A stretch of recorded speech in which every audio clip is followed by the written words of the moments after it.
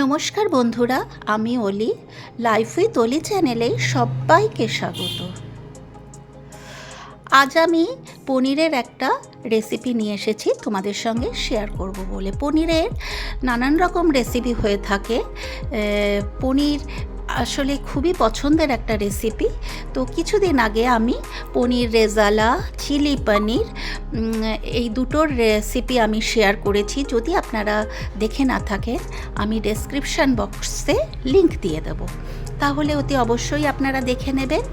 আর আজ আমি খুব সহজ পদ্ধতিতে করে দেখাবো পনির বাটার মশলা। তো দেখে নেওয়া যাক আমার আজকের রেসিপি।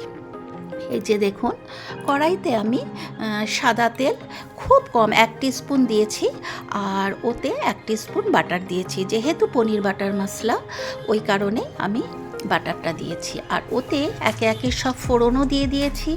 একটা শুকনো লঙ্কা আর 2টো তেজপাতাকে ছিঁড়ে টুকরো টুকরো করে আমি ওর মধ্যে দিয়েছি। আর একটা পেঁয়াজ কুচি করে কেটে রেখে দিয়েছি, 4 কোয়া রসুন, 2টো লাল কাঁচা লঙ্কা, আর একটু 1 ইঞ্চি মতন আদার টুকরো, আর কটা গোটা গরম মশলা। তার মধ্যে রয়েছে 2টো এলাচ, দারচিনি, লবঙ্গ, আর 7-8টা কাজু। সমস্ত কিছু একসাথে খুব ভালোভাবে আমি ফ্রাই করে নেব।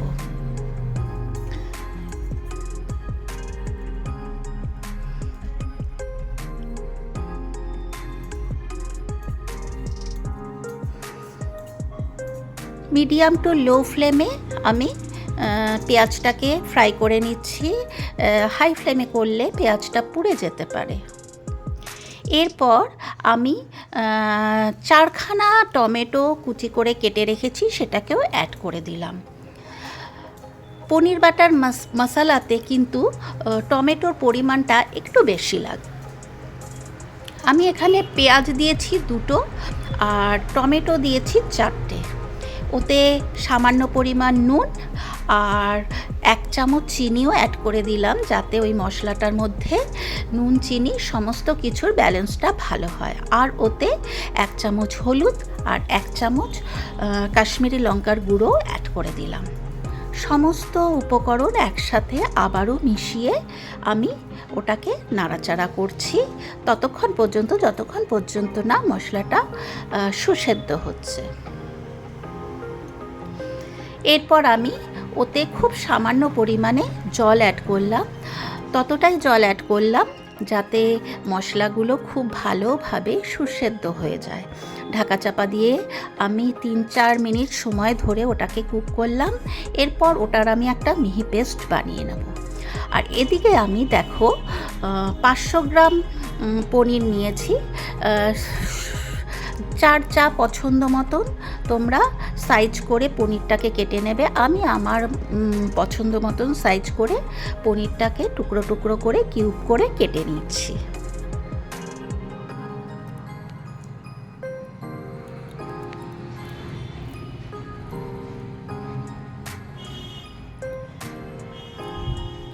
এই রেসিপি কিন্তু রুটি, লুচি, পরোটা, নান, পোলাও, ফ্রাইড রাইস সবের সাথেই অসাধারণ লাগে। এরপর আমি কড়াইতে আবারও খুব কম পরিমাণে সাদা তেল দিয়ে দিলাম। তো তোমরা ইচ্ছে করলে এটা পুরোটাই বাটারে করতে পারো, কিন্তু আমি পুরোটা বাটারে করিনি। এরপর আমি পনিরগুলোকে খুব হালকা করে ফ্রাই করে নেব। পনির সবাই জানো যে হালকা করে ফ্রাই করলেই ভালো হয়, বেশি ফ্রাই করলে পনিরটা কিন্তু শক্ত হয়ে যায়। পনির বাটার মশলাতে কিন্তু পনিরটাকে না ভাজলেও হয়। তোমরা যদি পনির না ভাজো তাহলেও হবে, কিন্তু আমি খুব হালকা করে পনিরটাকে ফ্রাই করেছি। হ্যাঁ, আর যদি তোমরা পনিরটা একটু কড়া করে ভাজো তাহলে একটু গরম জলে ডুবিয়ে দেবে, তা নাহলে পনির শক্ত হয়ে যাবে। আর পনির শক্ত হয়ে গেলে পনির খেতে ভালো লাগে না, ওটা নরম থাকলেই কিন্তু খেতে দুর্দান্ত লাগে। এই যে দেখো, খুব হালকা করে আমি সমস্ত পনির আমি ফ্রাই করে একটা আলাদা পাত্রে তুলে রেখেছি। যেহেতু আমি খুব নরম হালকা করে ফ্রাই করেছি, সেই কারণেই আমি আর গরম জলে ওটাকে অ্যাড করলাম না। বাকি পনিরগুলো সব আস্তে আস্তে আমি ভেজে নিচ্ছি।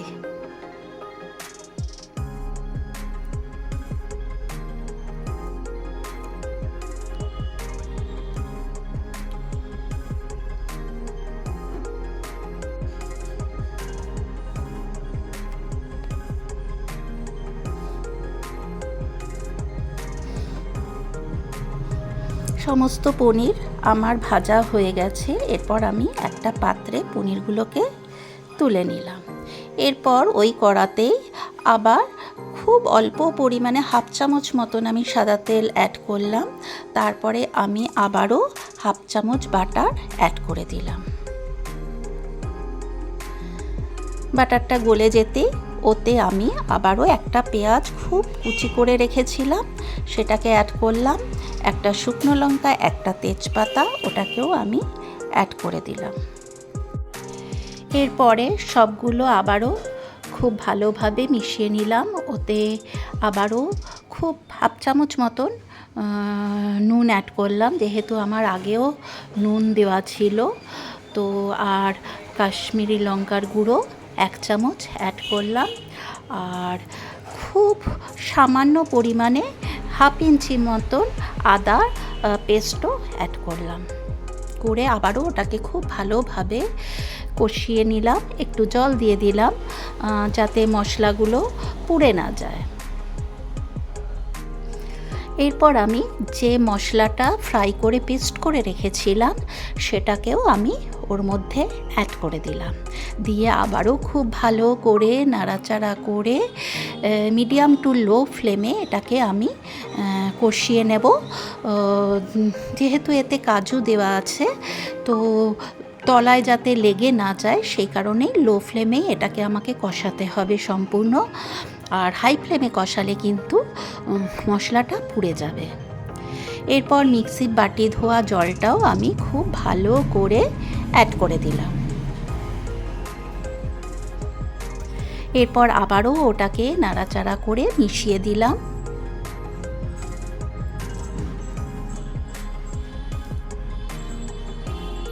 এরপর আমি ভেজে রাখা পনিরের টুকরো ওর মধ্যে অ্যাড করে দিলাম।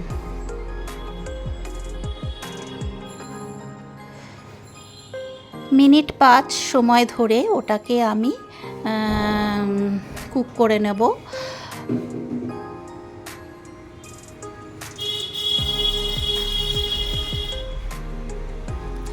এরপর আমি ঢাকা চাপা দিয়ে ওটাকে মিনিট 5 সময় ধরে কুক করে নেব, যাতে পনিরের ভেতর মশলাটা খুব ভালোভাবে ঢুকে যায়। এই যে দেখো, মিনিট 5 পরে আমি আবারও ফিরে এলাম। এরপর আমি কাসুরি মেথি শুকনো খোলায় একটু গরম করে ওটাকে গুঁড়ো করে তার উপরে ছড়িয়ে দিলাম। আর এতে আমি কোনো ক্রিম অ্যাড করব না। আমার ঘরে একটু দুধের মধ্যে একটুখানি আমুল স্প্রে পাউডার 2 চামচ গুলে ওটা আমি এর মধ্যে অ্যাড করে দিলাম। তোমরা ক্রিমও দিতে পারো, ফ্রেশ ক্রিম। আবারও ওটাকে আর যেহেতু এটা বাটার পনির, সেই জন্য শেষে আবারও 1/2 চামচ বাটার আমি অ্যাড করলাম।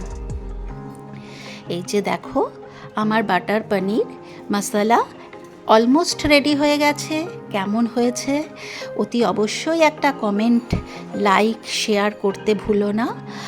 আর যদি তোমাদের ভালো লাগে, ঠিক এই রকমভাবে খুব সহজ পদ্ধতিতে আমি দেখিয়েছি, তোমরা অবশ্যই বাড়িতে একবার ট্রাই করে দেখবে। আশা করি তোমাদের ভালো লাগবে।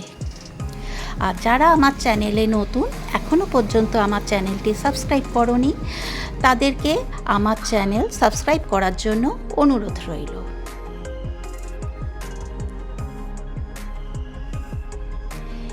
এটি গরম রুটি, লুচি, নান, পরোটা সবের সঙ্গেই দুর্দান্ত লাগে।